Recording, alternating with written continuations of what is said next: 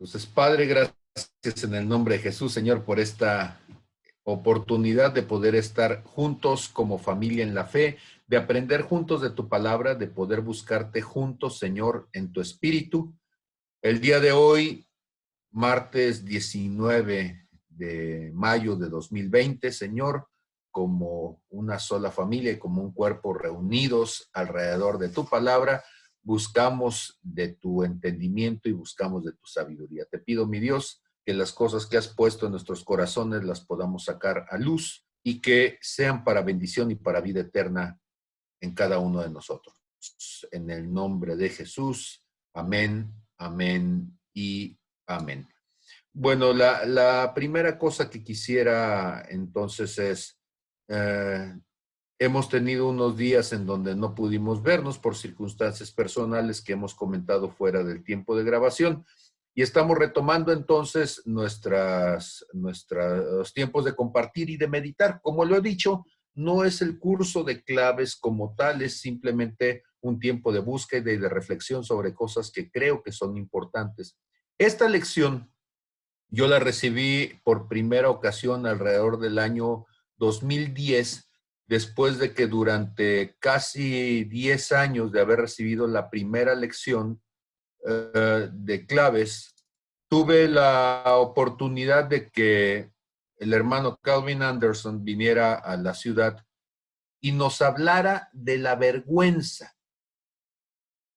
La vergüenza para mí fue uno de los temas más relevantes en mi descubrimiento de mi condición espiritual.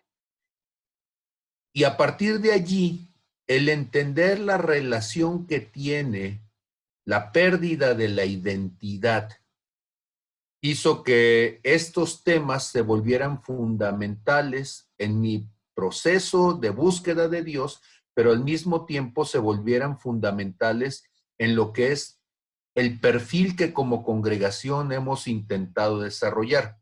De allí que el entendimiento de lo que implica la vergüenza sea fundamental en Redime. Entonces yo quiero pedirles que si ustedes ya han llevado el tema de la vergüenza de alguna manera, nos demos la oportunidad de desbaratarlo, vayan tomando nota, vayan haciendo preguntas y si nos tenemos que tardar el tiempo que sea necesario para irlo desbaratando y desmadejando todo esto, sea fundamental porque mucho de lo que nosotros queremos hacer con la restauración de nuestros hermanos, las personas que Dios trae a Redime, comienza precisamente alrededor de descubrir la vergüenza como una herida, como una maldición de la identidad. Y si una persona no puede trascender la vergüenza, no va a poder entonces trascender en su relación con Dios, en su relación con sus hermanos, y no va a poder entonces sanar el propósito de lo que Dios quiere hacer en sus vidas. Entonces, insisto en ello y lo pongo con superlativos, lo pongo subrayado de color amarillo o del color que ustedes quieran y con, decía un maestro cuando estaba en la secundaria y con su marquito rojo para que resalte, ¿sí? Y con foquitos alrededor y todo lo que ustedes quieran es fundamental.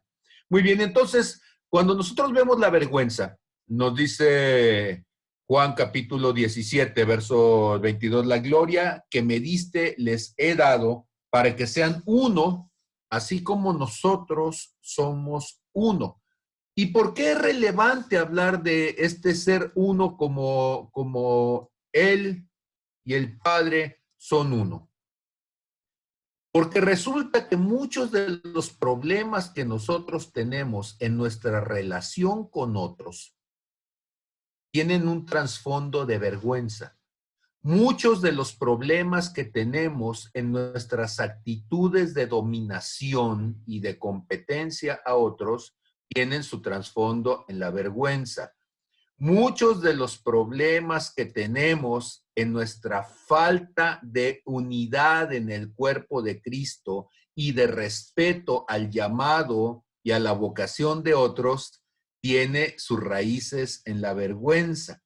Entonces, Lo que sucede con la vergüenza es que es una herida tan profunda, espiritualmente tan profunda, que termina convirtiéndose en uno de los principales impedimentos para el cumplimiento del propósito de Dios. Y es más, me atrevo a decir que hay gente que aún siendo salva en el espíritu, por no haber podido identificar y sanar la identidad, o sea, por vivir bajo un manto de vergüenza, pierden las promesas de Dios y algunos incluso pierden su lugar en el espacio de salvación, rechazan lo que Dios les ha dado por un asunto de vergüenza. Entonces, lo hemos visto tanto a lo largo de nuestros años de ministerio que no puedo tener las palabras suficientes para poder entonces comentar acerca de ello. ¿Qué deberíamos de decir entonces? Cuando cada uno de nosotros somos llamados de parte de Dios, somos llamados sabiendo que somos únicos, especiales y diferentes. Ahora, yo sé que cuando decimos esas cosas, todo el mundo dice, sí, es que todo mundo es especial.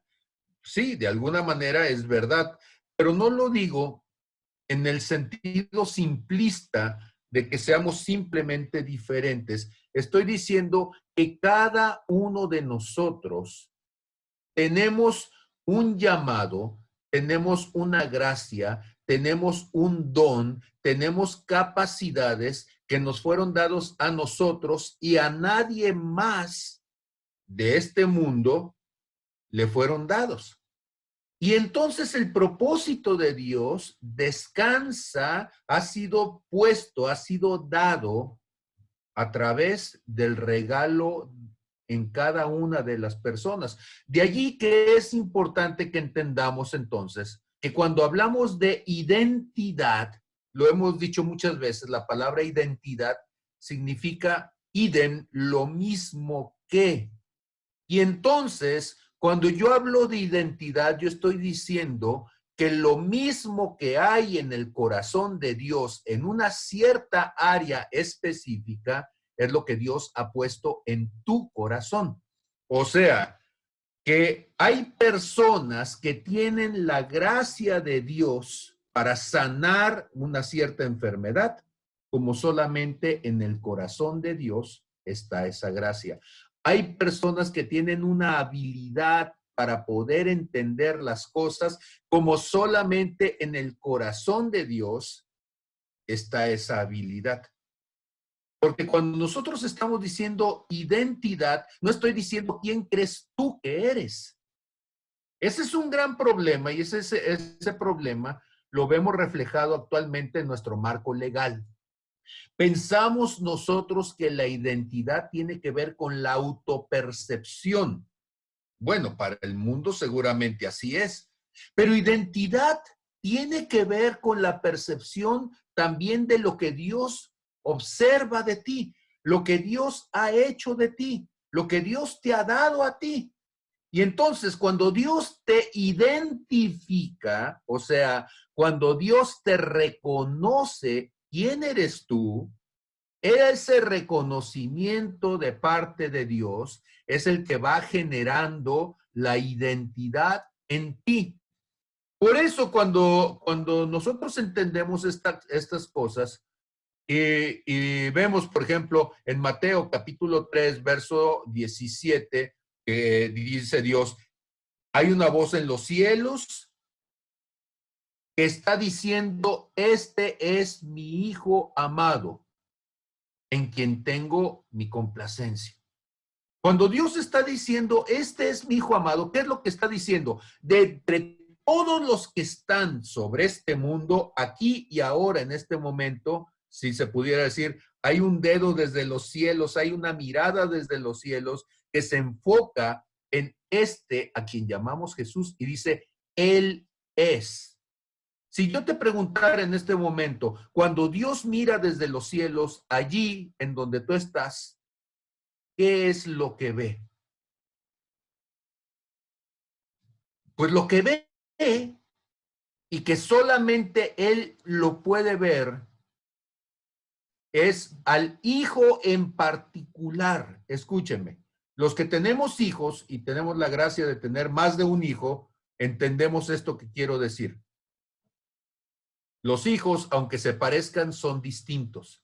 Cada uno es especial, cada uno es diferente, cada uno tiene una parte de tu corazón y tú puedes solamente con el oído, yo puedo escuchar los pasos de mis dos hijas y puedo decir cuál de las dos es la que se acerca sin que las vea, sin que hablen, sin que digan nada más con sus puros pasos.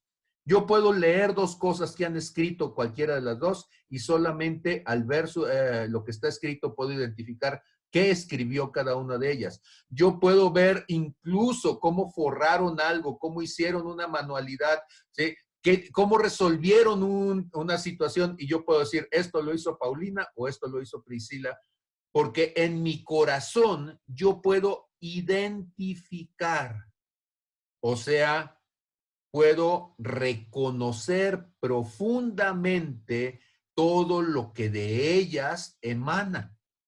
Y entonces cuando Dios dice, este es mi hijo amado, lo que Dios está haciendo es dar el elemento primario para que Jesús pueda afirmar entonces la identidad del Padre en él. Por eso es tan importante entender que las palabras de reconocimiento del otro crean en mí la claridad, la revelación de quién soy yo. Entonces, ¿quién soy yo? Se ha ido convirtiendo a partir de la relación con otros, la relación con mi padre, la relación con mis hermanos, pero ese quién soy yo tiene además otro adjetivo que es importantísimo y es el que se refiere a la aceptación. La palabra aceptación, y usted sabe que me gusta el latín, viene de aceptatio, que significa la acción y el efecto de aprobar algo, de recibir algo, de tomarlo como algo deseable. ¿Qué significa eso? Que aceptación no significa que alguien me dio un regalo. Aceptación significa que yo tomo el regalo y lo hago mío, me lo apropio, lo hago parte de mí, le digo muchas gracias por lo que me diste. Y entonces, ser acepto en alguien significa que el otro me toma como propio. Ahora, entiéndase que aquí hay algo profundo y tiene que ver con que la palabra aceptación implica que el otro puede ver mis virtudes, pero también mis defectos, mis capacidades, pero también mis carencias. Puede ver mis aciertos, pero también mis errores.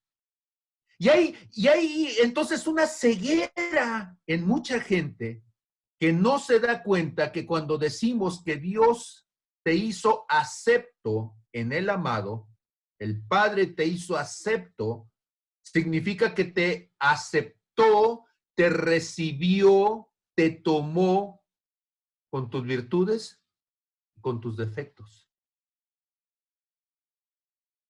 Yo sé que te va a ser difícil decirlo, ¿sí? Porque normalmente nosotros decimos, bueno, Dios ama mis virtudes, pero mi pregunta sería, ¿Dios ama tus defectos?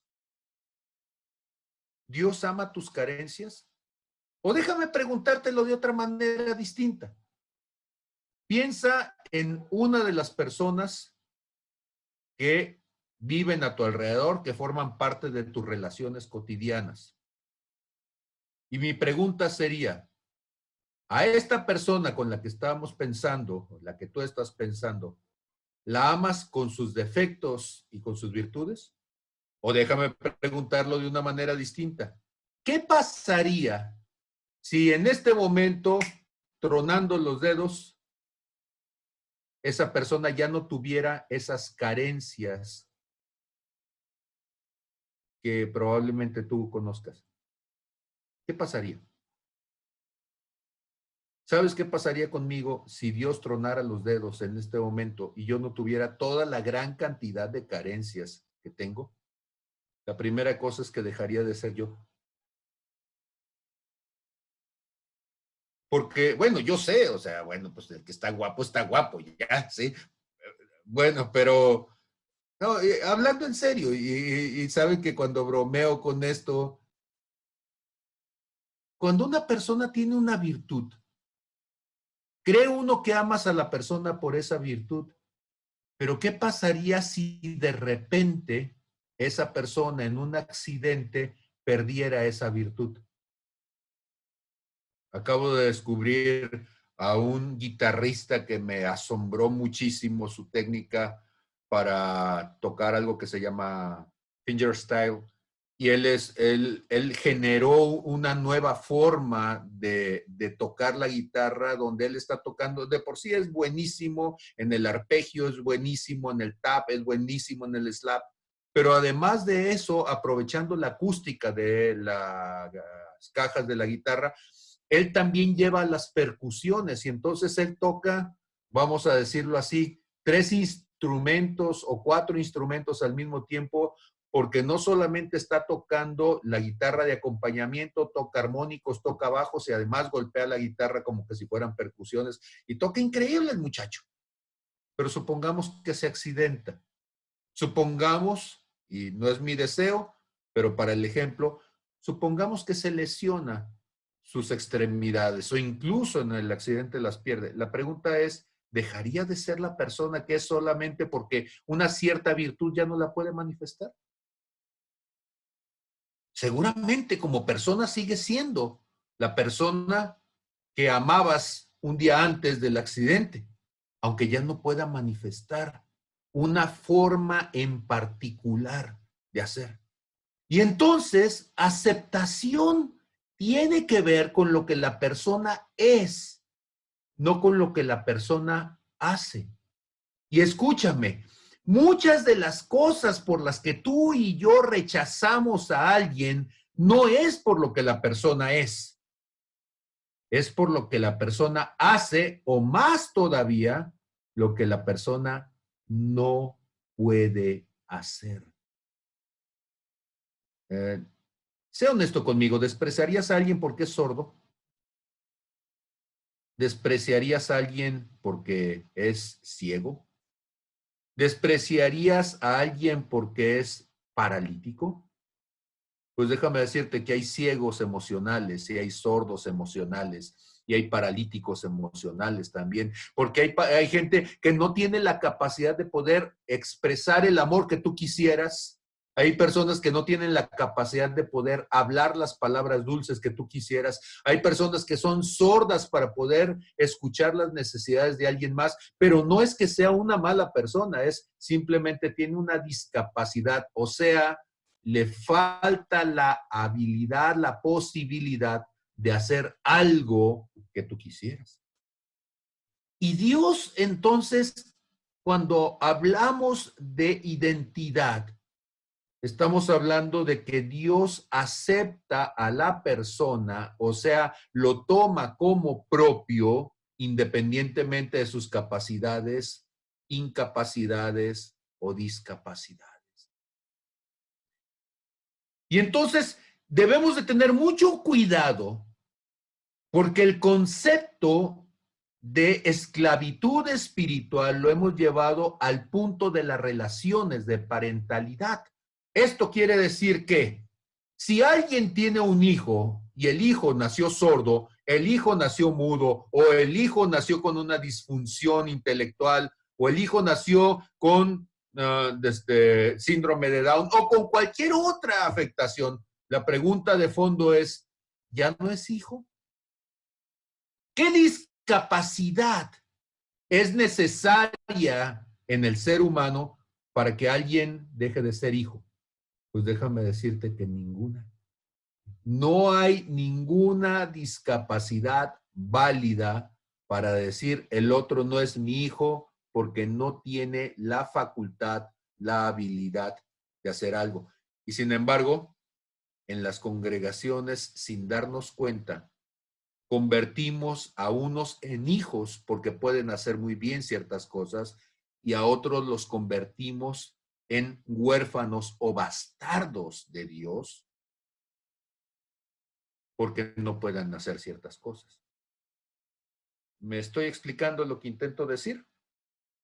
Y entonces, aceptación es fundamental para poder entonces desarrollar la identidad. ¿Qué es el amor? El amor es un espacio de interacción entre dos individuos. En este caso estamos hablando de Dios y yo. Y en este espacio de interacción que es continua, que es recurrente,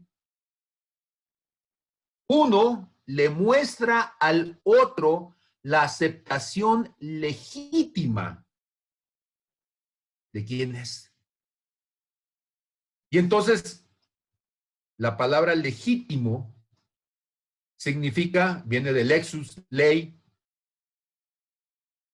y quiere decir entonces que alguien está dentro del derecho de ser llamado lo que es. Déjame preguntarle, ¿hay algún animal que sea malo en la faz de la tierra?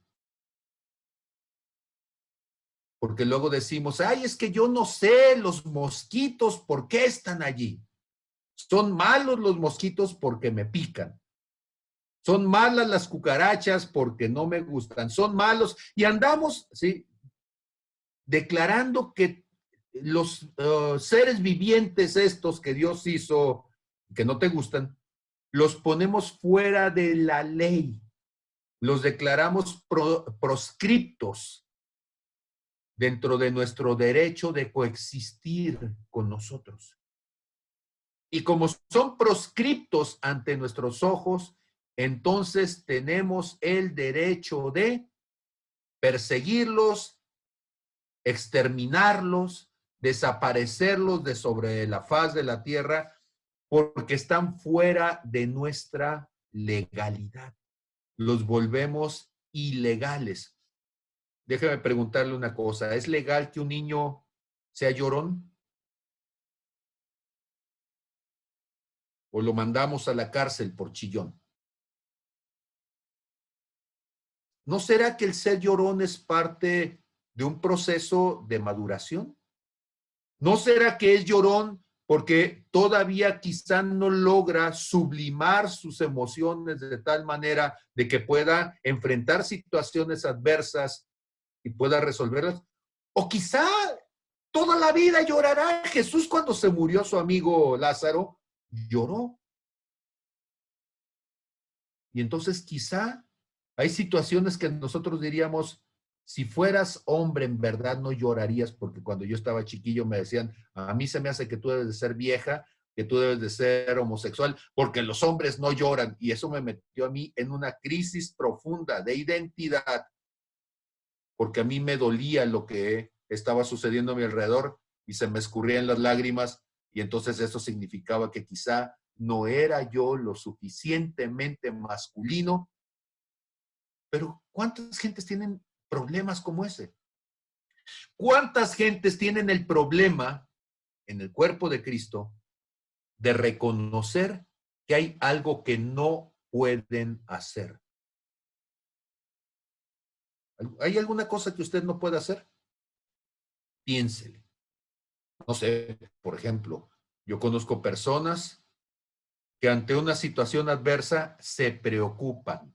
Y luego todas las almas generosas alrededor, todo el mundo llega y le dice, no te preocupes. Y si se preocupa, bueno, pues entonces amablemente lo regañan y lo tortean, ¿sí? Para que ya no se preocupe. Pero ¿no será que esta persona que se está preocupando está en un proceso de maduración espiritual, de maduración emocional, para poder entender la forma de traer equilibrio y proyectar entonces esa falta de manejo emocional? Y entonces tenemos el problema de que la falta de aceptación del otro lo deslegitima. Y le decimos, yo te voy a aceptar, pero ya no seas preocupón. Yo te voy a aceptar, pero ya no seas corajudo. Yo te voy a aceptar, pero ya no seas nervioso. Yo te voy a aceptar cuando seas lo que yo quiero que seas. Mientras tanto, estás fuera de la ley. Eres un proscripto ante mi corazón y por lo tanto no puedo tener comunión contigo. No puedo darte la oportunidad de que entres a la intimidad de mi corazón porque no eres lo que yo quiero. Escúchenme. Y esto que voy a decir es delicado. Si yo le preguntara a usted que me dijera por qué una persona no puede ir al cielo, ¿cuánto de las cosas que usted me diría como argumento están mostrando una imagen distorsionada del corazón de Dios ante la falta de legitimidad de nuestro punto de vista ante lo que la persona hace? Y a mí me tiene en crisis precisamente al momento de estar revisando esta clase para poder platicar con ustedes. A mí me tiene en crisis cuántas de mis doctrinas entran en este conflicto porque yo digo, bueno, Señor, es que el que hace tal cosa. Y Dios me preguntaba, ¿y el que hace tal cosa deja de ser mi hijo? ¿Por qué sí o por qué no una persona podría estar con Jesús eternamente? Y a mí me metió en crisis. ¿Sabe usted que el problema en el fondo de la fractura entre una relación es la falta de mutua aceptación? Y es curioso, pero esto que voy a decir es clave, porque el problema de que una persona pierda su oportunidad de eternidad con Dios no es la falta de aceptación de Dios, es la falta de aceptación de la persona hacia la postura de Dios. ¿Qué quiere decir eso? Que habrá homosexuales que puedan entrar al cielo. ¿Habrá ladrones que puedan entrar al cielo? ¿Habrá asesinos que puedan entrar al cielo? Puede pelar los ojos si quieres. ¿Sabe usted que sí? Pero el asunto no es si la persona, porque yo soy un asesino delante de Dios. Pero el asunto no es el hecho. El asunto es que en la aceptación de Dios hacia mí, Dios me acepta con todas mis carencias, con todas mis dificultades, pero el asunto es que en el momento en que yo acepto la postura de Dios, yo estoy entonces dispuesto en esa búsqueda de la comunión. Yo estoy dispuesto a transformar mi acción. No es lo que haya hecho, es que mi falta de aceptación a lo que Dios me está proponiendo no me permite transformarme. Una pregunta para que me entienda lo que estoy queriendo decir. A usted lo invitan a una boda y en la invitación a la boda dice, se sugiere etiqueta, ¿sí? O boda blanco y negro, o alguna cosa así como las que ponen en la boda. A mí me ha tocado bodas en blanco y negro, bodas a colores, bodas de florecitas, o de repente te dicen los motivos de la boda va a ser, ¿sí? En colores, y te dan unas tonalidades, verde seco, café, no sé qué, y te dan ahí la cromática, porque ellos están pensando en que quieren que sus fotos se vean bonitas y te dicen, si usted quiere venir, le pedimos que venga de estos colores. Mi pregunta sería, ¿usted quiere ir a la boda? Y si usted quiere ir a la boda y está aceptando ir a la boda, ¿hasta dónde la aceptación de su parte implica la aceptación de la contraparte? Para decir, te doy gracias de que tú me estás aceptando en el momento en que me dices, quiero que estés conmigo. Por favor, ven vestido de esta manera. Me tocó una boda donde todos íbamos de blanco. ¿Sí? Y me sentí la novia. Bueno, pues sí, porque en la cultura tradicional yo siempre pues voy de negro y en esta ocasión pues me tocó ir de blanco y dije, bueno, pues todo el mundo de blanco, pues está bien, ¿sí? Pero cuando tú vas y vas con la actitud correcta de aceptación al otro, entonces se puede dar la comunión. Porque estamos entonces en un deseo en común de poder reconocer y valorar lo que el otro es y lo que el otro hace. Por eso entonces cuando estamos diciendo que este asunto de que el amor implica el reconocimiento legítimo del otro, o sea, el otro es homosexual, ¿tiene derecho a ser homosexual? Sí, tiene derecho a ser homosexual. ¿Tiene derecho a ser asesino? Tiene todo el derecho del mundo, ¿sí? Y usted dice, hermano, ¿cómo dice? Si no se lo di yo, se lo dio Dios. Sí, se lo dio en el momento en que le dio la capacidad de decidir. Pero ahora la pregunta no es si tiene el derecho a ser asesino, a ser homosexual, a ser mentiroso, a ser fornicario, a hacer lo que usted quiera, o a ser envidioso, a ser juicioso, finalmente tan malo en una cosa como lo que...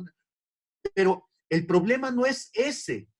El asunto es, ¿y esa persona quiere aceptar a Dios como Dios? Porque Dios te acepta, pero tú lo aceptas. Tú aceptas al otro. Y el gran problema entonces es que la falta de aceptación nuestra nos lleva a proyectar nuestra propia falta de aceptación en otros.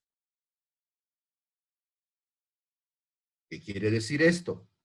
Que cuando el problema de la falta de aceptación, cuando yo soy el que me siento rechazado, si alguien me dice, oye, qué bonita camisa, yo ya estoy pensando en mi rechazo, me lo está diciendo irónicamente, no le gusta, se está burlando. No, quizá el otro de veras me está diciendo qué bonita camisa.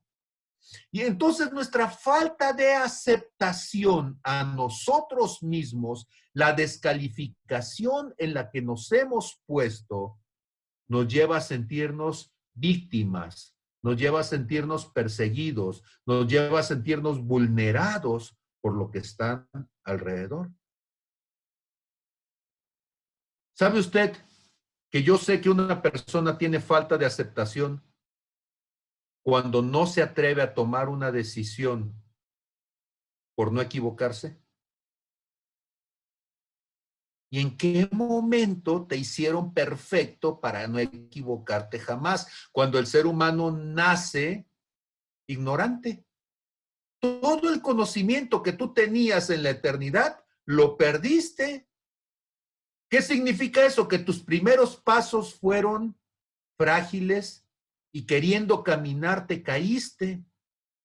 Y antes de correr te caíste, antes de guardar el equilibrio te caíste. Cada vez que te pusieron un ejercicio en la vida, la primera vez que lo hiciste te salió mal. Y muchas cosas que hiciste en la vida las hiciste mal mientras no tuviste la habilidad y la experiencia. Y llegas a la iglesia y quieres ser perfecto. Pues déjame decirte que no funciona así. Y entonces eres alguien que está en constante crecimiento, en constante desarrollo, en constante procesos de maduración. Y tú tienes que aceptar que parte del riesgo de crecer es tomar decisiones en donde te puedes equivocar. ¿Sí están conmigo? ¿Vamos bien? ¿Puedo dar un pasito más? Y entonces hay una diferencia entre dos palabras que es fundamental. La primera palabra es la palabra equivocación. ¿Sí? La palabra equivocación tiene que ver con no tomar el camino correcto. La palabra vocere significa llamado y la utilizamos para denominar el camino en donde nosotros vamos. Y entonces, equivocación es tomar la vocación errónea, es elegir el camino que no era el adecuado. ¿Alguno de ustedes ha tomado el camino inadecuado? Se ha ido manejando y se fue por un lugar distinto. Mi pregunta es, cuando tú te equivocaste, ¿pensabas que te estabas equivocando? No, nadie se equivoca cuando se equivoca. Lo voy a volver a decir, nadie se equivoca cuando se equivoca. Porque todo mundo solamente reconoce la equivocación después de haber tomado la decisión, de haber caminado, ¿sí? Y darse cuenta por las consecuencias que no era el camino adecuado.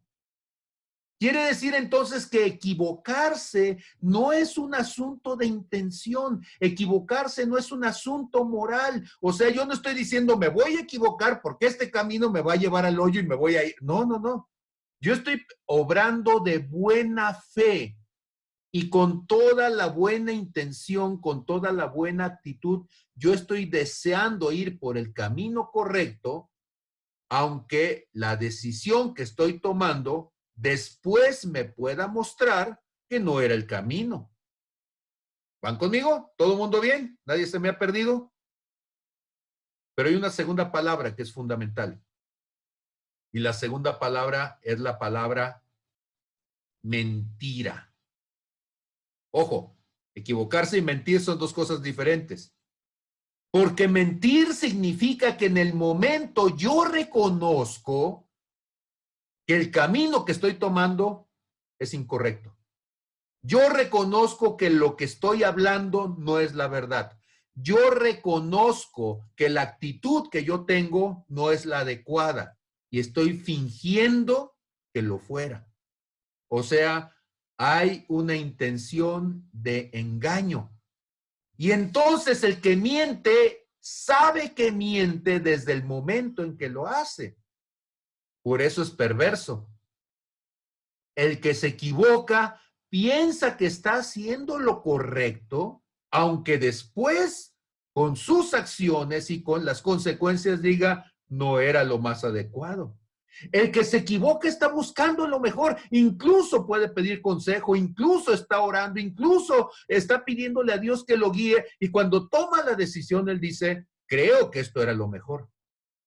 Pero el que miente se esconde de Dios.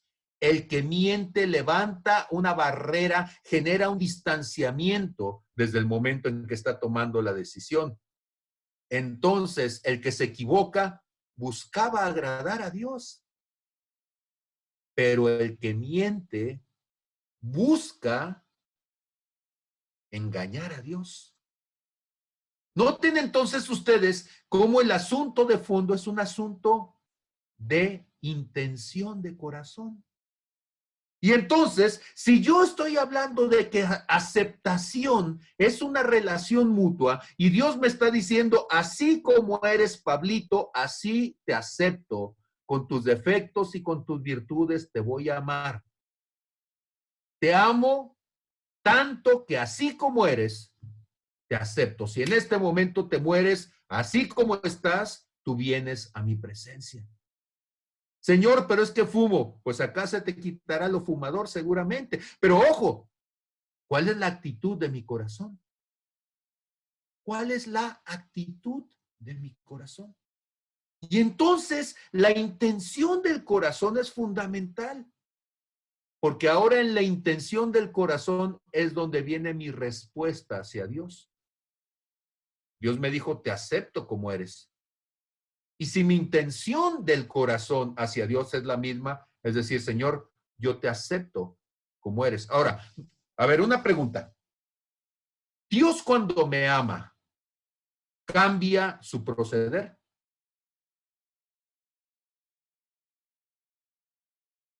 Pregunta inquietante. Cuando Dios me ama, ¿cambia su proceder? Pues sí. Y dices, ¿cómo que sí? Pues precisamente esa es la diferencia entre justicia y misericordia. Justicia significa que Dios te da lo que mereces. Justicia significa que tú recibes la consecuencia de tu extravío, de tu decisión equivocada. El que la hace, la paga, y eso se llama justicia. Pero misericordia se llama cuando Dios no te da lo que mereces. Es más, te da lo que no mereces, porque lo que tú merecías, Él lo toma hacia sí. Y entonces tú dices, Dios es un Dios justo, ¿sí? Pero ¿podría ser Dios justo y misericordioso al mismo tiempo? Cuando son antónimos, cuando son dos cosas que van en líneas distintas.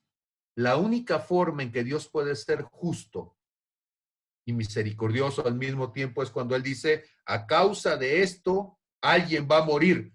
Y uno pela los ojotes diciendo, ay Señor, y Él dice, sí, pero yo voy a tomar tu lugar. Y entonces, en la misericordia de la muerte de Jesús, nosotros podemos darnos cuenta cómo Dios está cambiando su acción.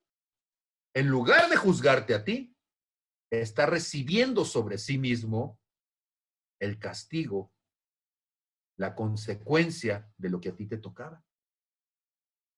Y entonces, si estoy hablando de que aceptación lleva a Dios al punto de transformar su acción para generar una relación de vida eterna contigo, ¿cuál es entonces la respuesta del ser humano ante la aceptación de Jesús? Y lo que uno esperaría es que yo diga, está bien, Señor, tú cambiaste y me lo muestras, no porque te portaste mal, sino porque estuviste dispuesto a pagar un precio, a llevar una carga, a transformar tu manera de ser y de hacer para tener una relación conmigo. Y ahora yo, actuando en correspondencia, yo hago lo mismo. Cambio mi manera de ser, de actuar, de percibir. Y entonces ahí es donde uno se puede dar cuenta cómo cuando Jesús le dice a la samaritana, ve y no peques más. Sí. Juan capítulo 8, verso 11, ¿verdad?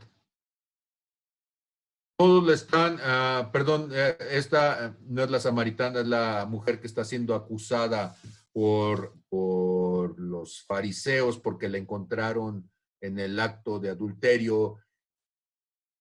Y cuando Jesús toma la piedra y le dice, ¿quién las va a juzgar? ¿Quién va a ser el testigo que va a juzgar?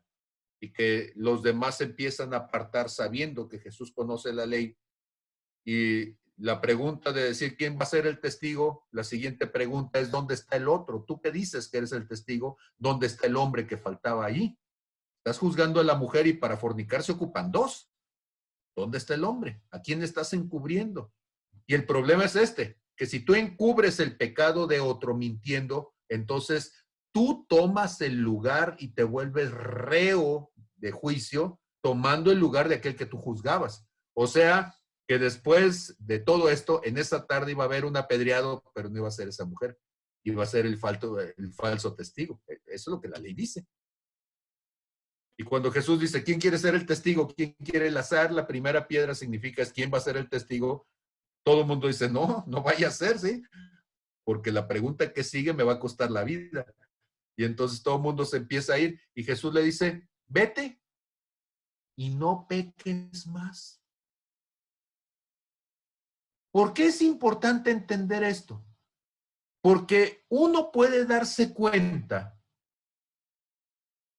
de que alguien decide no tener relación de comunión porque para esta persona es más importante continuar con su forma de proceder en lugar de transformar su forma de actuar para buscar la aceptación del otro.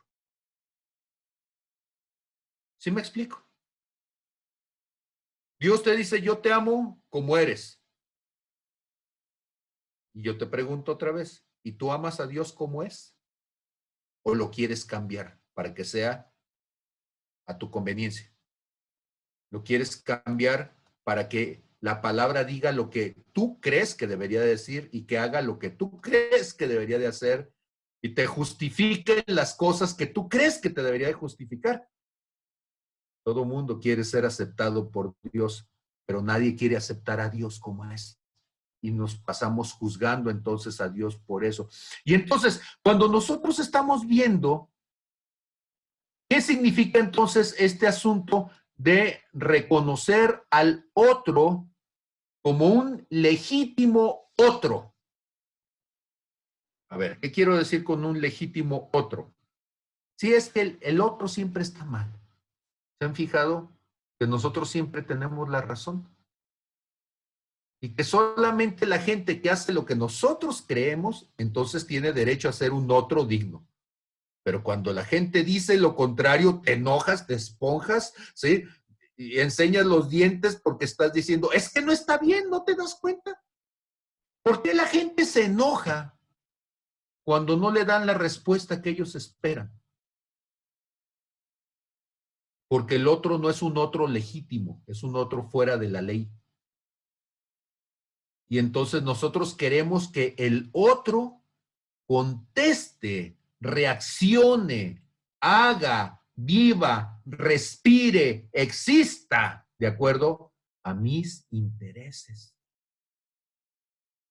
Y si no es así, entonces decimos, no es válido. Es que no está bien esa forma de existir. Ahora escúchenme, todos los seres humanos, en nuestro actuar, pensamos que estamos haciendo lo correcto. Todos. Y mal estaría el que no lo hiciera porque entonces estaría peor, ni siquiera podría ser congruente consigo mismo. Pero el asunto no es ese. El asunto verdaderamente importante es si para mí el otro es legítimo su diferencia. ¿Sabe usted por qué estamos exterminando este planeta? Porque no nos parece legítima la existencia del otro como alguien independiente, como alguien valioso, como alguien distinto a nosotros, como alguien que no existe para suplir mi necesidad. Ok, déjenme ponerles algunos ejemplos. ¿Cuántos de ustedes han oído hablar la palabra recursos naturales? ¿Alguno de ustedes le ha escuchado? ¿Qué significa? Que todo lo que existe es para que yo me lo trague. Y dice uno, ¿de veras?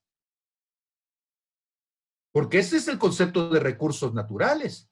Un recurso es algo de lo que yo puedo echar mano para suplir mi necesidad. ¿Y quién te dijo que todo lo que existe nada más para que tú lo uses? Eso muestra la visión egoísta, antropocéntrica, perversa de lo que estoy diciendo. Lo otro no es legítimo a menos que sea para mi uso y para mi beneficio. La mujer es la ayuda idónea del hombre. ¿De veras? O sea, no puede haber una mujer que exista simplemente por el hecho, el privilegio de ser mujer. O sea, tiene que convertirse en una cosa de alguien más. Y entonces deslegitimamos la existencia de lo femenino a menos que sea para el uso de un varón. Eso es perverso. Y eso usted lo va a escuchar en las iglesias, en la ignorancia de lo que estoy diciendo. Entonces, debemos darnos cuenta cómo el problema de la vergüenza está tan arraigado en nuestra cultura que se convierte entonces en parte de nuestras acciones cotidianas, donde hacemos a un lado al otro desde su existencia dada por Dios, legítima por sí misma, si no está en función de mí. ¿Cuántas visiones debe de haber en la iglesia? Una, hermano. La del sacrosanto pastor. ¿Y los demás para qué existen? Por supuesto, para suplir mi visión, para hacer lo necesario y lo conveniente para que yo lleve a cabo, ¿sí?, mi bendita voluntad. ¿De veras?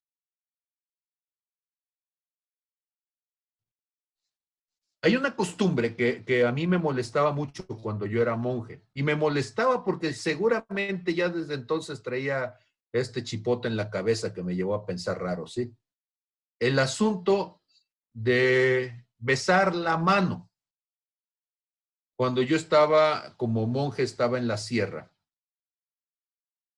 Y llegaba yo a las poblaciones, y en las poblaciones indígenas habían sido instruidos a besarle la mano a quienes éramos religiosos, al sacerdote, y pues ellos llegaban y lo veían a uno en el contexto, y además pues en ese momento, en mi condición de monje, pues yo tenía también la responsabilidad de otorgar, ¿sí?, la comunión. No tenía las órdenes mayores para oficiar la Eucaristía, pero sí tenía las órdenes menores para poder llevar y entregar la comunión, y entonces pues la gente lo veía ahí a uno como parte de la estructura eclesial y decían, ah, bueno, pues el pagrecito. Y bueno, pues ahí llegaba el pagrecito y ya le besaban la mano al pagrecito.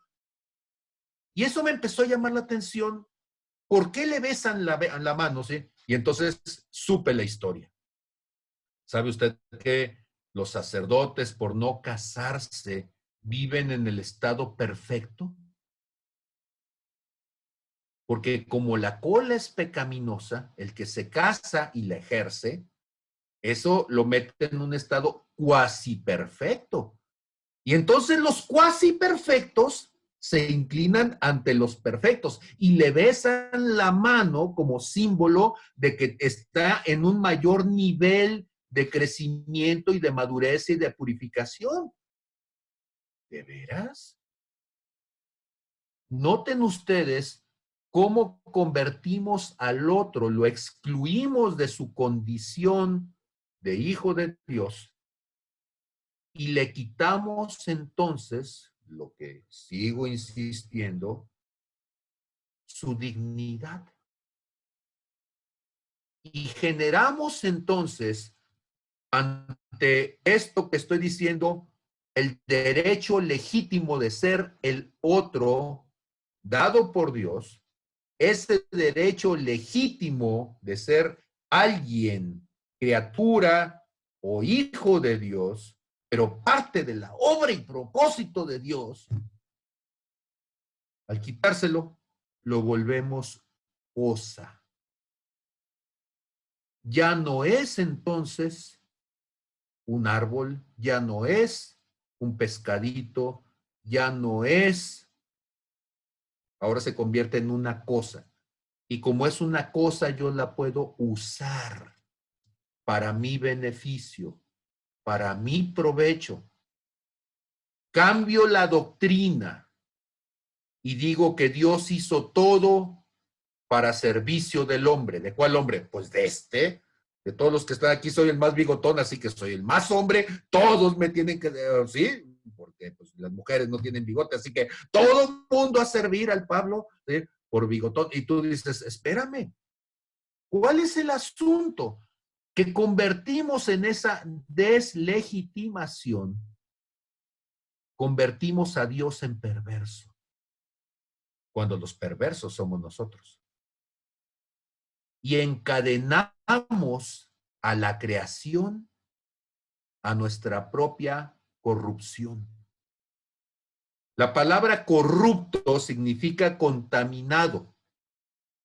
Algo que era santo de parte de Dios, nosotros lo ensuciamos. Algo que era limpio, nosotros lo contaminamos, lo prostituimos al quitarle la identidad de creación de Dios. ¿Me estoy explicando adecuadamente? No sé si en esto que estoy diciendo estoy siendo suficientemente claro. Y entonces cuando yo estoy hablando de la vergüenza, ¿por qué es importante entender la vergüenza? Porque la vergüenza lo que está haciendo es señalar el sentido de falta de identidad, de falta de valor, de falta de su capacidad de ser delante de Dios. Le estamos quitando el propósito con el que Dios hizo a la persona o a la creación y lo estamos pervirtiendo, contaminando para nuestro uso. Si yo dijera voy a usar a los hijos de Dios, todo el mundo diría qué perverso eres. Pero si cambio la doctrina convenientemente, entonces ya no tanto. Es más, vamos a discutir, como lo hicieron aquí en América Latina, si los indígenas tienen alma o no. Porque si tienen alma, entonces estoy en un problema, los tengo que tratar como mis iguales. Pero si no tienen alma, entonces son animales parlantes, herramientas parlantes, y me los puedo sonar, ¿sí? Entonces, mientras tanto, mientras discutimos, pues no tienen alma. No me lo creen, ¿sí? Pero esa fue una discusión precisamente a nivel de concilio en la Iglesia Católica. Podemos discutir si el hecho de ciertos genitales te vuelve más santo o no. Porque tener ovarios es pecaminoso. Ah, pero cuando tienes testículos, entonces eres sacrosanto. ¿Y tú de veras? Y pervertimos la obra de Dios porque el que hizo al varón, también a la mujer la hizo en la misma condición de dignidad. ¿Me estoy explicando? ¿Se fijan cómo esta falta de identidad avergüenza al otro y entonces señalamos al otro como alguien que jamás va a poder ocupar un lugar? ¿Las mujeres pueden predicar? No. Y la gente de repente toma una revelación momentánea de alguien que no entendía las cosas, caso concreto, Martín Lutero. Y es cierto, Martín Lutero tuvo el acierto de fijarse que solamente el justo por la fe vivirá. Y esa parte es fundamental y está bien. Pero decir que las mujeres no pueden predicar porque tienen las caderas más anchas que los hombros y las caderas, ¿y qué tiene que ver eso con la espiritualidad? Ah, es que los hombres tenemos los hombros más anchos, las caderas estrechas, y eso significa entonces que fuimos hechos para estar de pie en el púlpito. Y las mujeres que tienen las caderas más amplias, esas son para estar aplastadas, escuchando. ¿De veras? Y otra vez, le quitamos la dignidad al otro, le quitamos su espacio de identidad como criatura, como creación de Dios. Y entonces las mujeres no pueden ser pastoras porque son mujeres. Y los jóvenes no pueden ser ministros porque son demasiado jóvenes. Y los indígenas no pueden tener el mismo ministerio y el mismo poder que los gringos porque unos son güeros y de ojo azul y otros son morenitos y de pelo tieso. Y entonces empezamos a hacer basura de todas las cosas espirituales. Por eso el tema de vergüenza es tan importante. No solamente por la vergüenza que tiene que ver conmigo, sino porque es vergonzoso a dónde hemos llevado con nuestras doctrinas humanas la espiritualidad de Dios. Y está tan profundamente metido esto dentro de nuestra cultura religiosa que no nos damos cuenta de ello. Y entonces, cuando nosotros aceptamos, insisto en esto, aceptamos al otro, y hay dos palabras fundamentales: aceptación y respeto, cuando nuestra relación parte de la aceptación y del respeto. Y la aceptación es decir, tal como eres, tal como Dios te hizo, tal como es tu condición, en lo que eres, así te tomo. Y respeto el proceso de transformación que Dios pueda tener contigo para convertirte en la imagen y semejanza de Jesús. Hay personas que se quieren casar y vienen con el pastor Pablo para que el pastor Pablo les aconseje. Y yo digo, ay, pobres inocentes criaturas, ¿a dónde fueron a caer? Porque luego el pastor Pablo le dice, ¿de veras te quieres casar? Sí, sí, sí. ¿Y qué pasaría el día de mañana si el día de mañana te das cuenta que la persona no es lo que tú creías que debía de ser? ¿Qué vas a hacer? Porque todo el mundo se quiere casar queriendo cambiar al otro. ¡Qué perverso! ¿No? Pues te estás casando con lo que es, ¿sí? Y como dice Eugenio Derbez, y no se admiten devoluciones, ¿sí? Así como viene en el paquete, ¿sí? Y dice, y este producto no es responsabilidad del que lo, ¿cómo dice ahí los de Herbalife en la parte de abajo? ¿Sí? No es responsabilidad del que lo promueve, sino del que lo consume. Pues así también uno dice, esta persona es responsabilidad tuya y así como es, la vas a aceptar, la vas a amar, porque a los 15 días ya viene a decir, ay, es que es bien esto, ay, es que es bien lo otro, ay, es que yo pensaba, no, pues así te lo llevaste, ¿sí?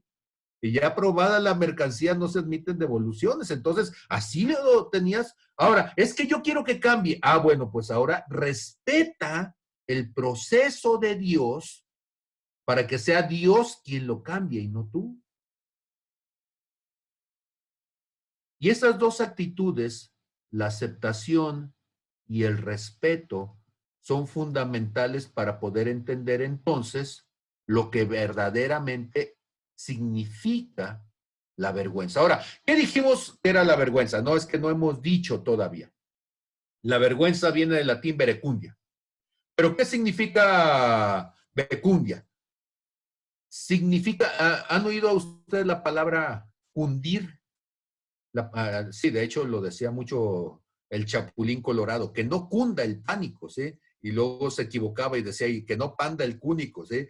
Y pues ahí todo el mundo después andaba diciendo que no panda el cúnico y pues era un juego de palabras de él, pero ni cuenta se daban. Bueno, el asunto está que cundir significa expandirse, extenderse, desarrollarse. Eso significa cundir.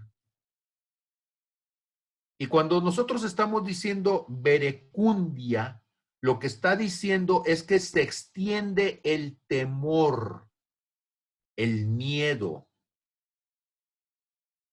Y entonces cuando nosotros estamos hablando de vergüenza, lo que estamos diciendo es que el temor se ha extendido por nosotros.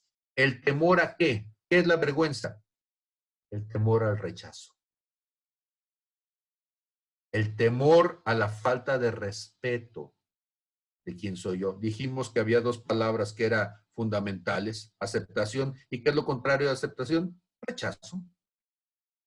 ¿Y qué es lo contrario de respeto? A ver, ¿qué es lo contrario de respeto?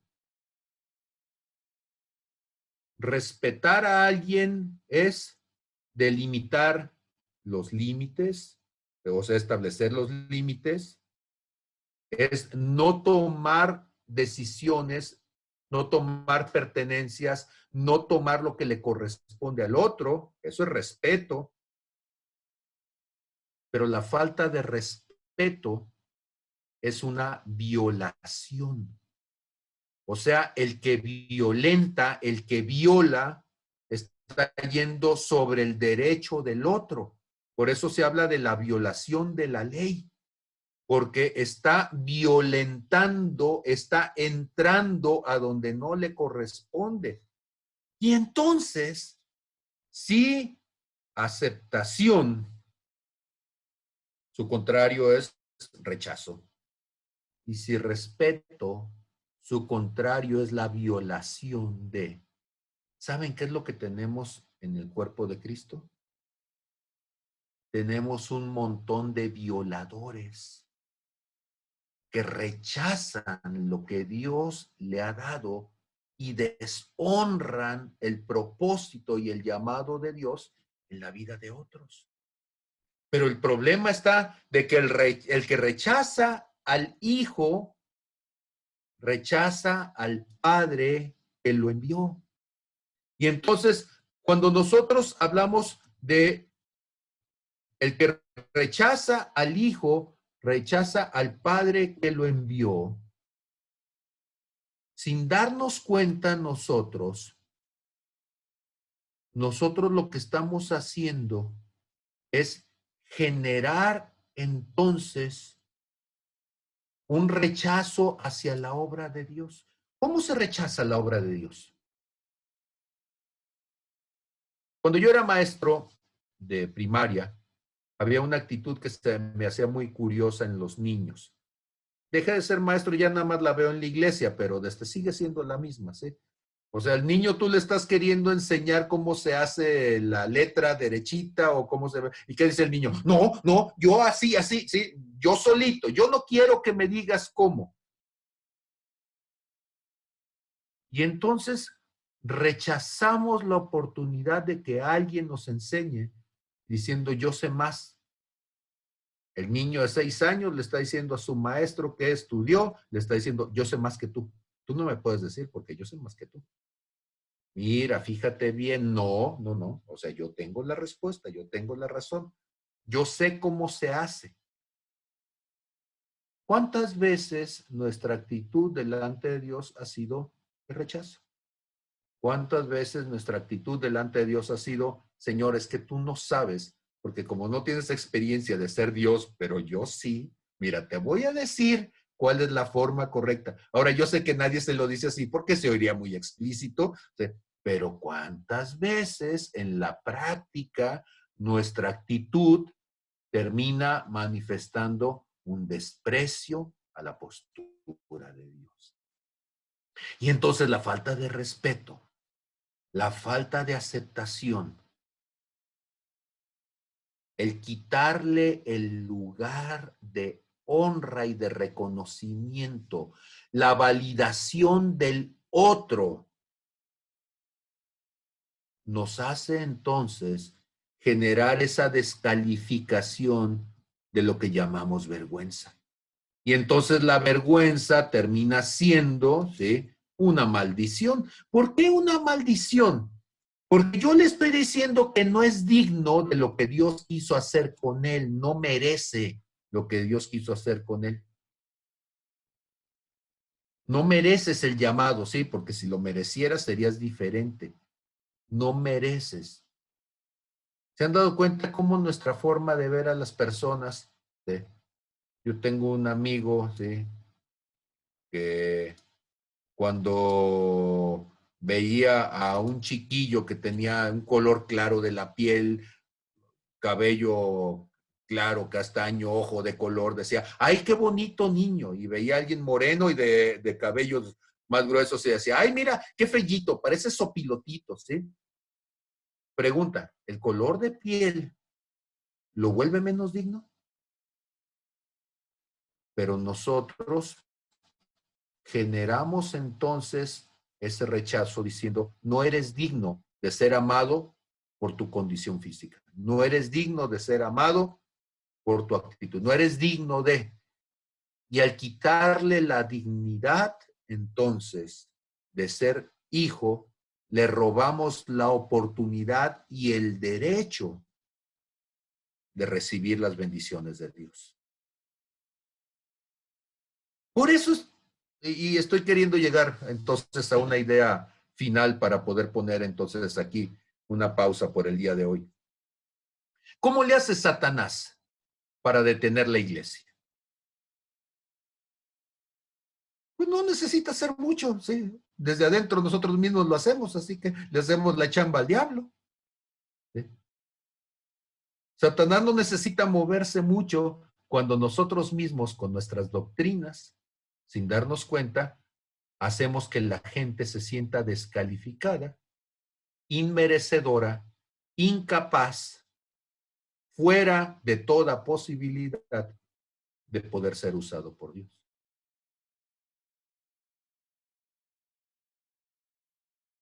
Creo que es tiempo de que regresemos la gloria de Dios sobre sus hijos. Y esa gloria de Dios, como seguramente más de alguna ocasión ustedes lo han visto, ¿sí? Significa que Dios te ama como eres, te acepta como eres, respeta tu proceso. Claro que anhela que seamos transformados a la imagen de Cristo, pero no es una obligación, es un llamado, es una invitación.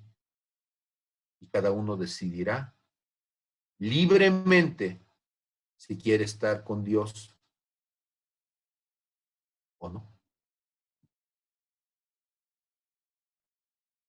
Y una doctrina de la libertad, que es lo que estoy diciendo, es una doctrina de la transformación.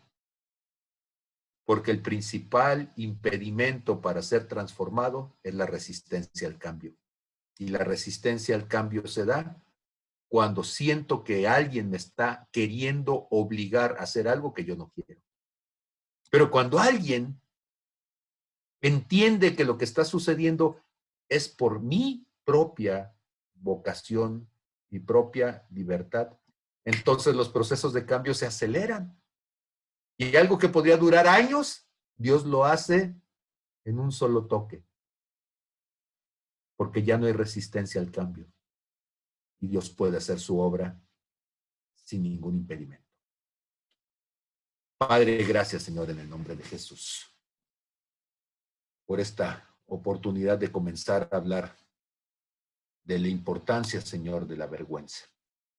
Te pido, mi Dios, que las cosas que estás hablando en el corazón de mis hermanos, en mi corazón, nos ayudes a entenderlas y a clarificarlas, para que en medida que vamos trayéndolas a la luz, Señor, en esta discusión de amor, en ese ir buscando y discerniendo, podamos darnos cuenta de en cuáles áreas tenemos que ser transformados en el nombre de Jesús. Amén. Muy bien, dejo el espacio a las preguntas, a los comentarios, a las inquietudes, a las correcciones y a los equilibrios. Todo lo que venga al lugar, bienvenido sea.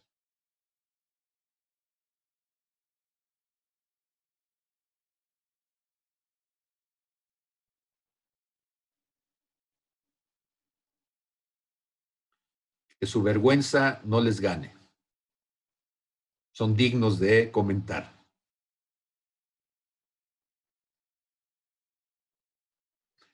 Viene Berta Cortés.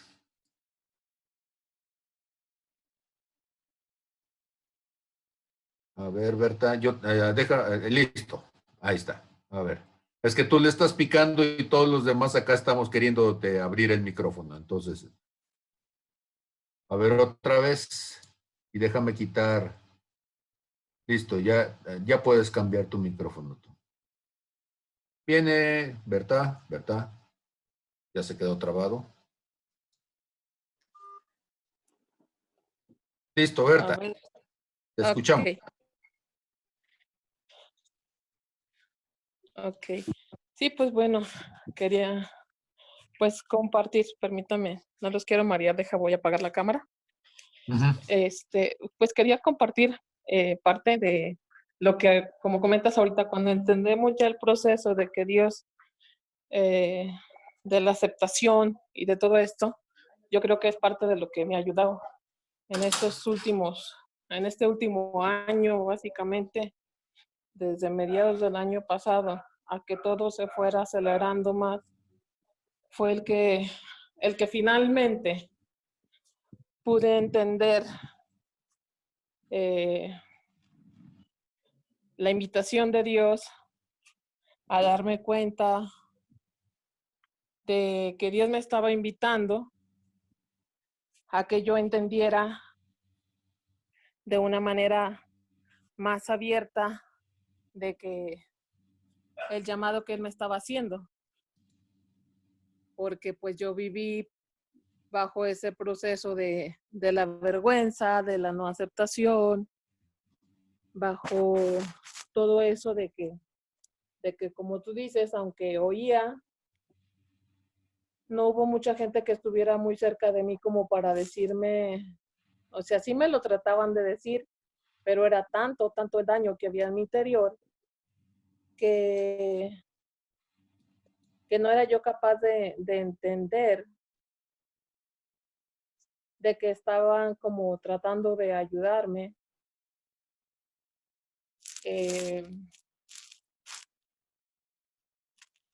Porque era como, a ver, ¿cómo lo explico? Estoy tratando de encontrar las palabras. Era tanto, me habían dicho, no mereces, no eres digna, Dios no te puede perdonar, Dios no te puede usar, no mereces estar en una iglesia, no mereces pertenecer, el no de juicio, el no de por todas partes, que apenas me iba levantando y yo decía, bueno, ¿para qué me esfuerzo? Si de todas formas ya me dijeron que no y de nada sirve mi lucha, mi esfuerzo, si trato y de todas formas termino con un no y termino en el suelo. Pero entiendo ahora que aunque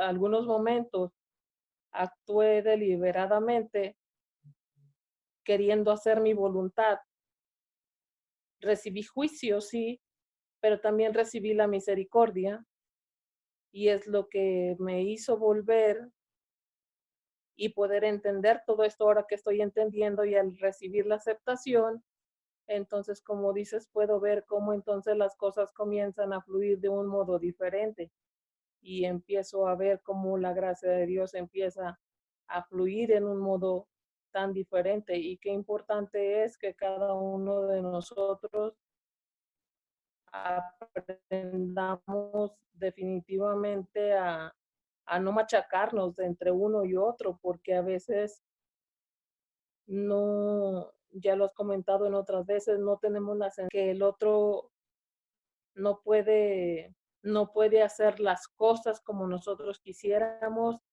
y en tanto en vez de ver que está con la pierna cortada o que viene con muchas heridas, lo único que hacemos es decir, no sirve, déjalo atrás, vaya a ver cuándo nos alcanza, en vez de pararnos y ayudarlo a caminar junto con nosotros, o de detenernos un momento para ayudarlos a que puedan ir sanando junto con nosotros.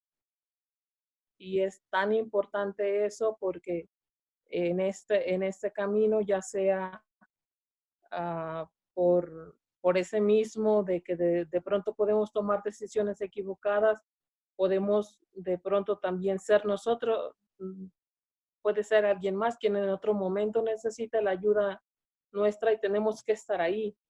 En otro momento podamos ser otra vez nosotros quien tomemos una decisión equivocada por error y vamos a volver a necesitar la ayuda. Y si no estamos con un corazón sensible a eso, entonces vamos a estar otra vez viéndonos solos por no tener esa sensibilidad hacia los demás.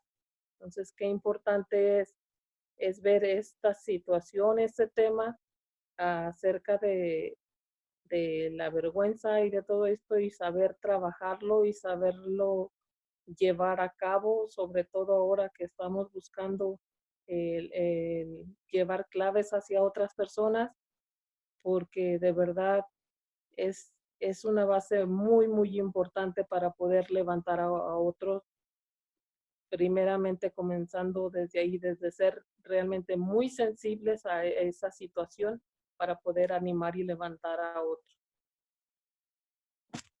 Dijeron por ahí, es mi corto hablar, si no les sigo con la prédica. Sí. Gracias, gracias, muy bien. Alma Zambrano, por favor. Ah, Listo, escuchamos. sí, ya. Ok.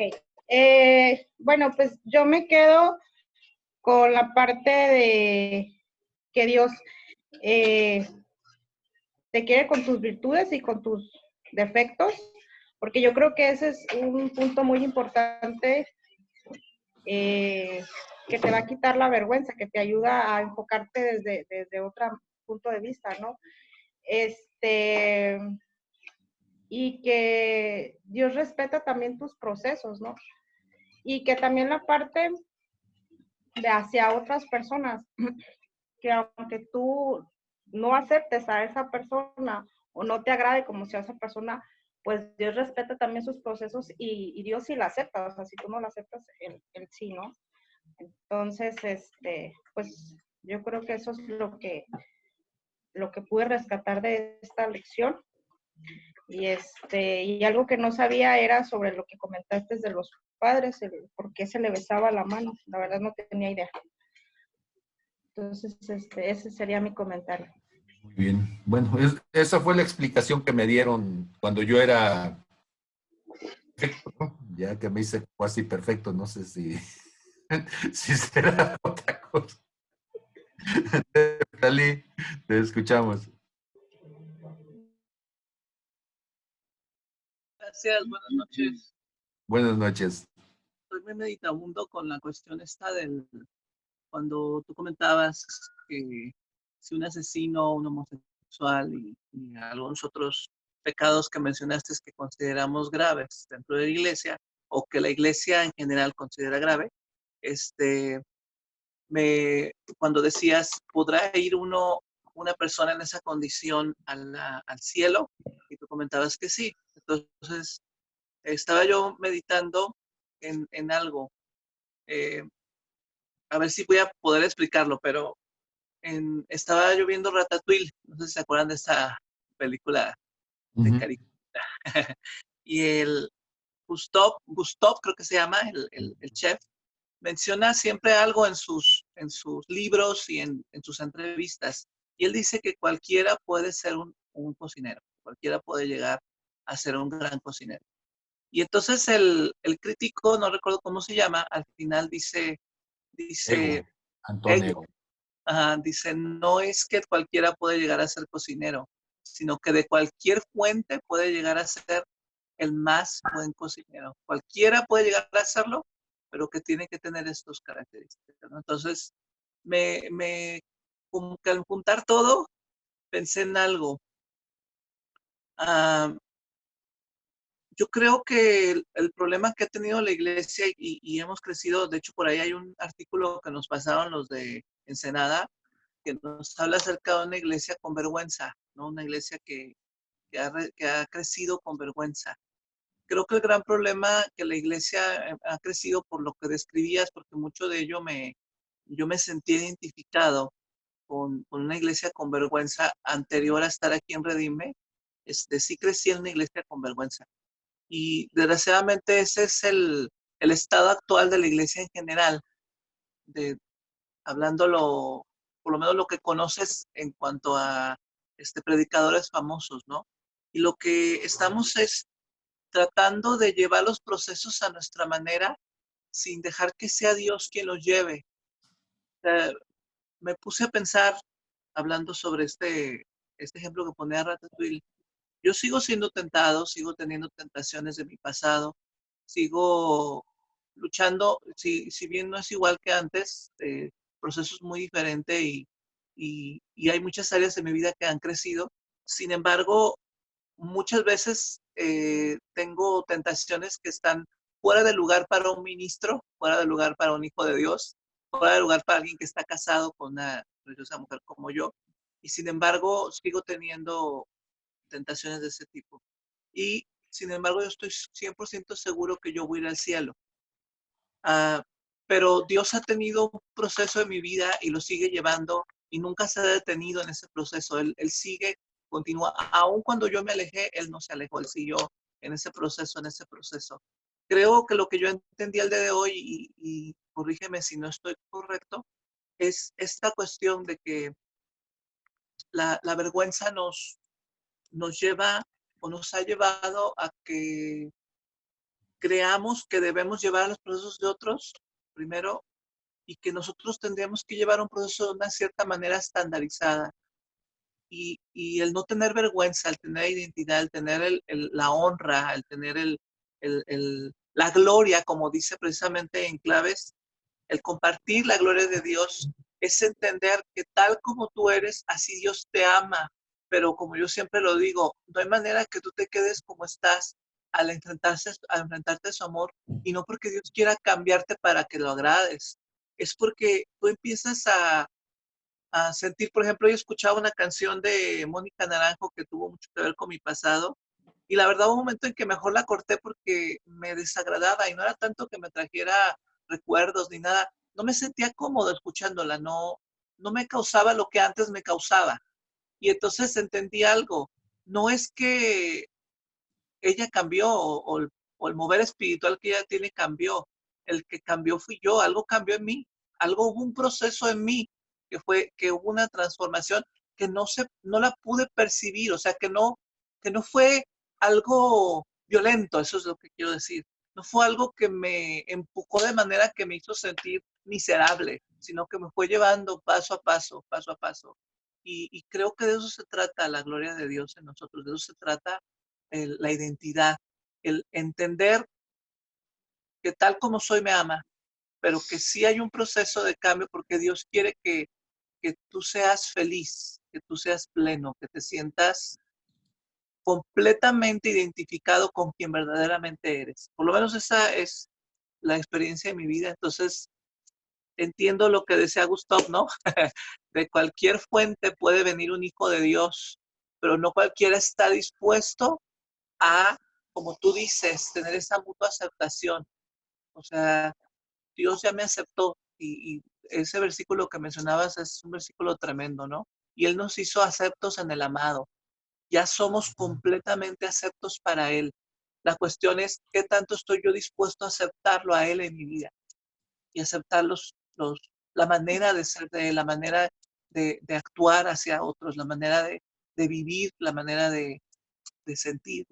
No sé, tengo mucho que decir. Me dejó muy meditabundo. Sé que no se escucha muy claro, pero por lo menos da el comienzo a algo que me va a llevar a meditar mucho. Sí, gracias. Ahora, cuando yo digo que si puede ir un asesino, pues la pregunta que parece retórica es evidente que no hay justo ni a un uno.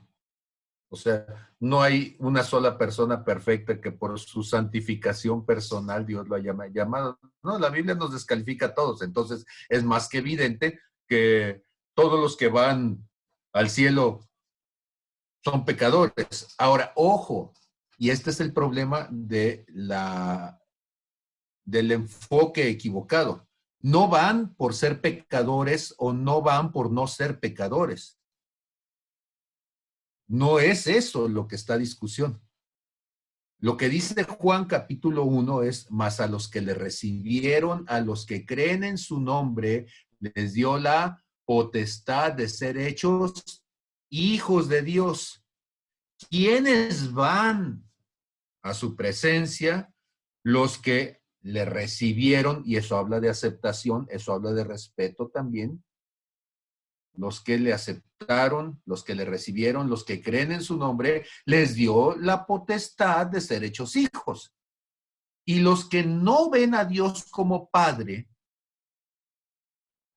los que se sienten huérfanos de su presencia y que dicen, yo no quiero nada que ver con ese Señor, bueno, pues esos no irán con Él seguramente. ¿Me estoy explicando desde la perspectiva donde nosotros tendríamos que verlo? Entonces no es que Dios no quiere que vayan, no, ellos no quieren ir.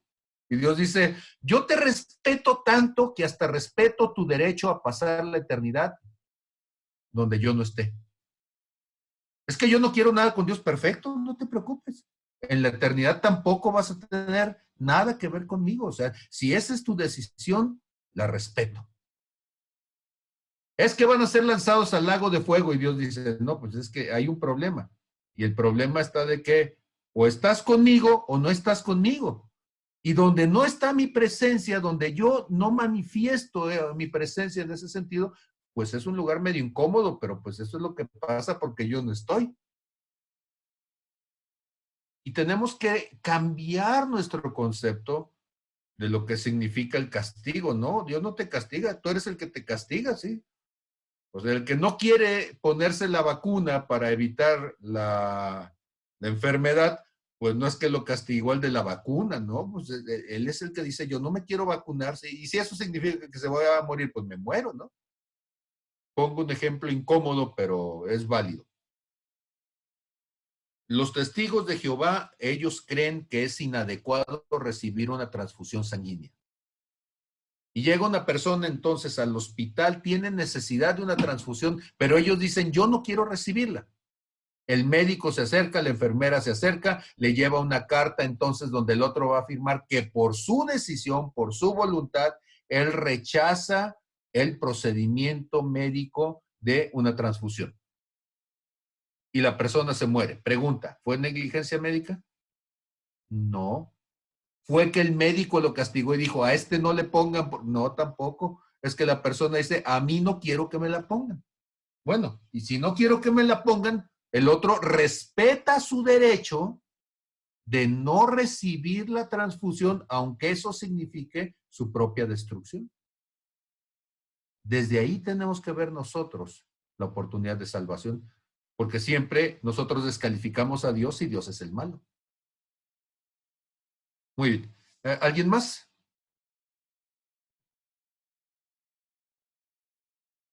No hay manitas. A ver, Dulce. Te escuchamos, ya. ¿Ya? Ok. Buenas noches. Buenas noches. Algo en lo que yo estaba pensando cuando comencé a escucharlo, que es algo que he repetido varias veces y que me encanta. Oh, Dios aborrece el pecado, pero ama al pecador. Entonces, estoy en la firme convicción, me viene y me vino y me ha encantado, a la mente me viene David, todas las barbaridades que hizo y sin embargo clamaba a Dios y se arrepentía y volvía a caer y volvía a pecar y cada vez era más fuerte, más grande y Dios le perdonaba y le amaba porque el corazón de David no actuaba con maldad planeada desde voy a ser siempre malo y todo así, pienso, sino que eran las circunstancias, el no poder frenar su carne, que es lo que ocurre muchas veces, y que eso hace que pues las etiquetas se vayan colgando en el caminar. A mí me ha tocado que me han colgado muchísimas etiquetas, uh, muchas que no les faltaba razón, pero fue consecuencia de todo del dejarme influenciar, llevar y sentir que no era merecedora. Pero en estos días, y le comentaba a Neftali, en estos días que estuve con esas voces de que me decían que yo no era digna, que yo no tenía nada que estar haciendo aquí, que yo nada más estaba estorbando, que no aprendía, que no avanzaba, que seguía en lo mismo. Dije, Señor, ¿estoy en lo mismo? Y me vino una paz tremenda, porque Él me confirmó ese no, porque tú cuando estás en necesidad, clamas con todo tu corazón y te derramas delante de mí, de mi presencia, y no estás, no estás faltándome, estás luchando contra tu humanidad, estás matando tu carne. Pero lo que piensen los demás no me importa, me importa lo que tú sientas con respecto a la relación que tienes conmigo. Eso Eso es lo que yo quería aportar. Amén. ¿Conocen a alguien que haya querido dejar de fumar y no puede? Yo, Con- pero ya lo dejé, ya lo Bueno, dejé. ahora, y dice uno, bueno, porque todo el mundo dice, ay, es que dejar de fumar, bueno, está bien, te la cambio. ¿Conoces a alguien que haya querido dejar de enojarse y no puede? Que haya querido dejar de entristecerse y no puede, que haya querido dejar de pecar y no puede.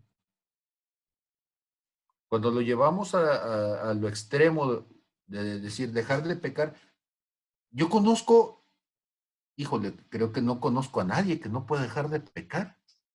¿Será que en mi congregación me tocaron todos los pecadores o qué? ¿Qué pasaría? No, pues esa es la condición humana.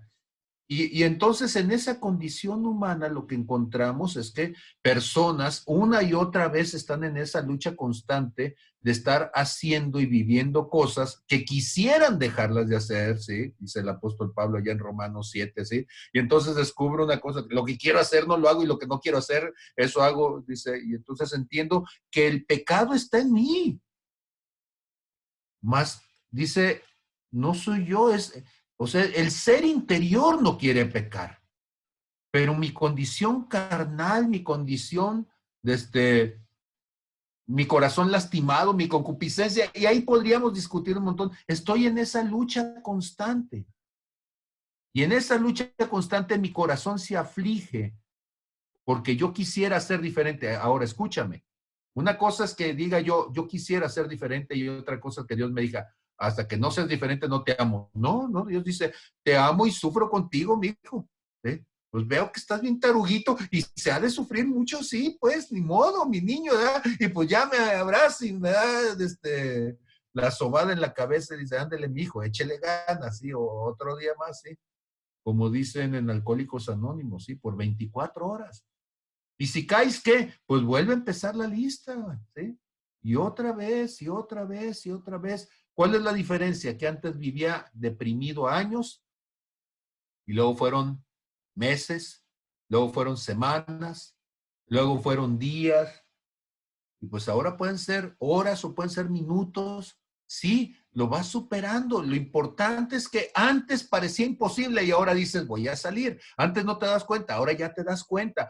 Antes no podías soportar que nadie te lo señalara, ahora dices, está bien, pues ahí la llevo y ahí la llevo, ¿sí?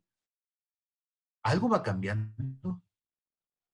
Entonces, estamos en eso, ¿sí? Entonces, todos los pecadores, Pastor Lalo, te escuchamos. Hola, buenas noches a todos. Buenas noches. Creo que una de las cosas que más nos pudiera ayudar a comprender el amor de Dios es la historia del hijo pródigo.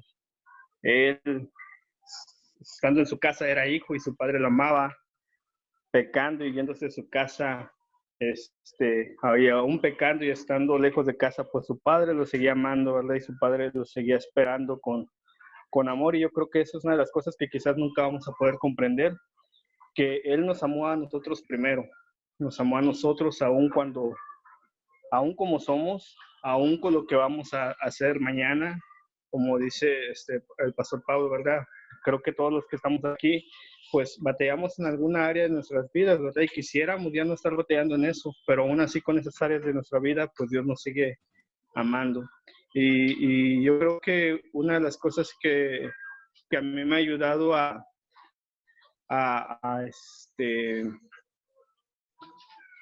no tener vergüenza es entender que estoy en un proceso y que como un niño, ¿no? A lo mejor estoy un poco más grande que otros, pero estoy también un poco más chico que otros y no trato de tener un concepto más alto ni menos del que Dios está poniendo en mi corazón.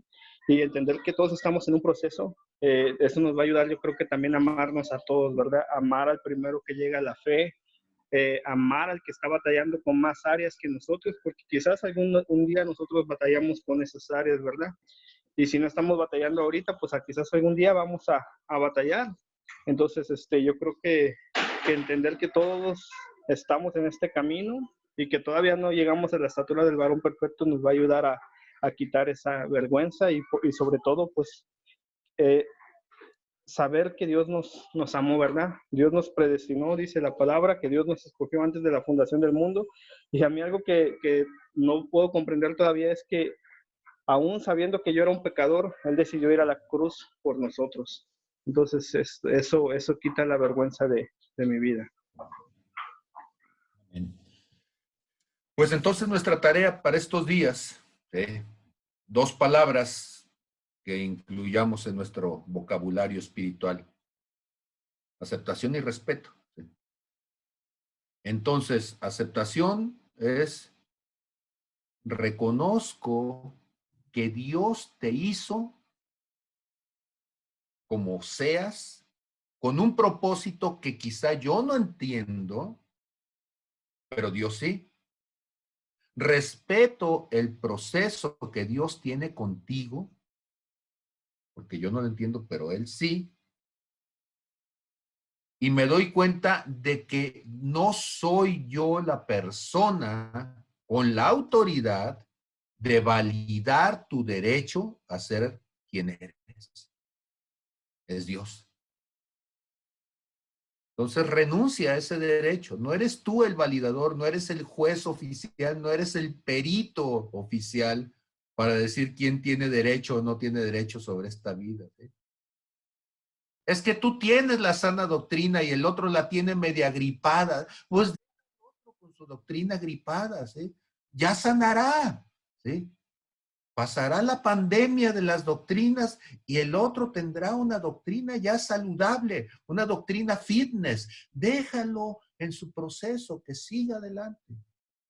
No te conviertas en juez, no te conviertas en persecutor de los procesos de otro, no te conviertas entonces en verdugo, porque en el fondo a quien estás juzgando no es al otro, es a Dios.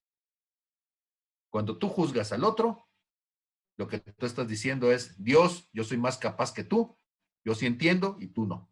A ver, Gabriela, te escuchamos. Buenas noches a todos. No sé si me de explicar, pero desde que tú empezaste a hablar, yo tomé claves como 3, 4 veces más o menos. Desde que tú empezaste a hablar, vinieron muchas situaciones, me vine a recordar de muchas situaciones en mi vida. Y Dios empezó a quebrantar mi corazón desde que empezaste a dar la clase. Y en ese momento yo decía: Señor, ¿qué está pasando? Y se quebrantaba mi corazón y tú estando en la clase y yo no podía parar de quebrantarme porque venían situaciones de rechazo, de cómo yo nunca tuve amistades que se puede decir ovejas, ¿no? Desde que yo me convertí, siempre al lado mío, ministros.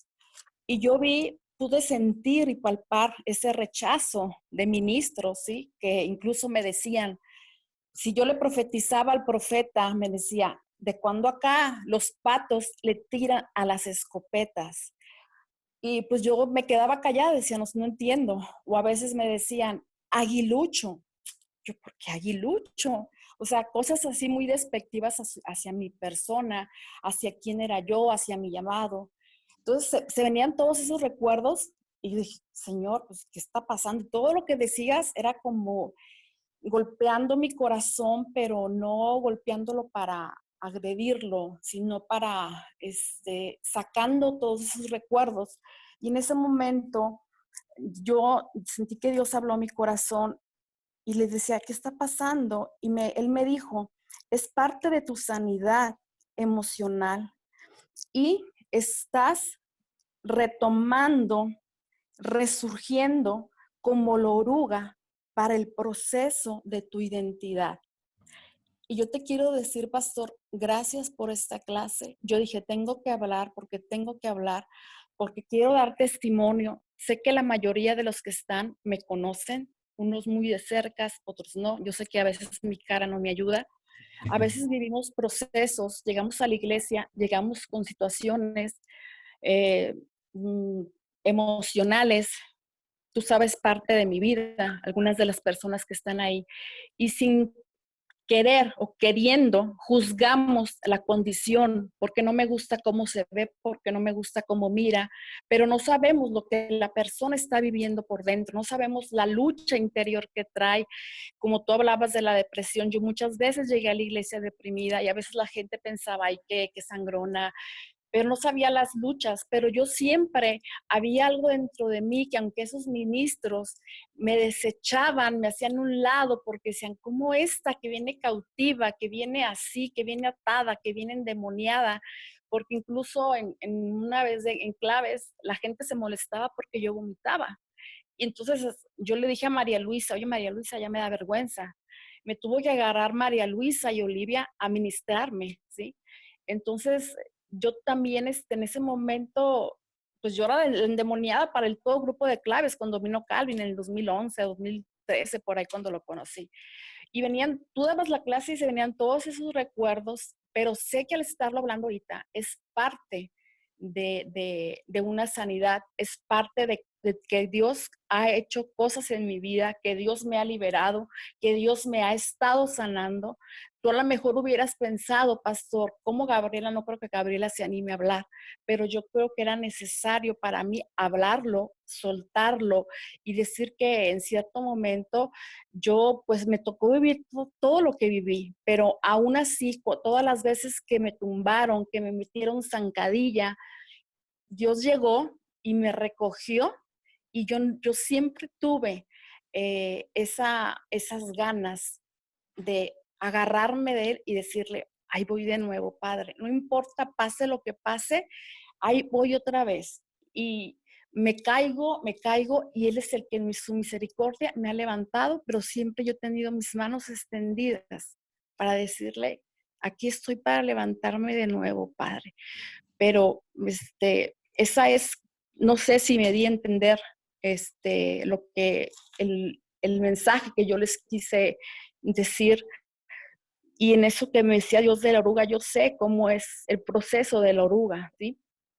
Pero gracias, pastor, por esta clase, porque para mí tocó mi corazón, tocó mi vida, tocó mi ser interior, mi alma, mi espíritu, porque he estado en un proceso no fácil, pero gracias a Dios, digo, Señor, gracias porque no has permitido que me quede como estaba, no has permitido, Señor, que me quede estancada, porque siempre, no sé cómo lo he hecho, pero creo que tengo un espíritu de perseverancia y no porque me quiera vanagloriar, aún con mis deficiencias, tengo esa perseverancia, que es lo que yo misma digo, ay Gabriela, o sea, qué perseverante eres. La gente puede decir que enfadosa, pero no. Siempre he sido una mujer, gracias a Dios, perseverante y yo creo que es algo de los talentos que Él me dio. Y gracias por esta clase, pastor, porque no sabes cómo me ayudó, cómo quebrantó mi corazón y cómo sigue mi corazón quebrantado. Gracias y bendiciones para todos. Gracias a Dios. Y por eso es importante entonces estos procesos de sanidad. Porque cuando yo sé que el proceso ha sido válido para Dios, o sea, válido significa que Dios le ha otorgado un valor, ¿sí? Y que Dios dice, era importante que el Pablo Cancino viviera todas las cosas que vivió. Yo digo, sí, sí era importante. Hubo cosas desagradables, pero gracias a ellas ahora estoy en una posición en donde puedo hablar de todas ellas y ayudar a otros.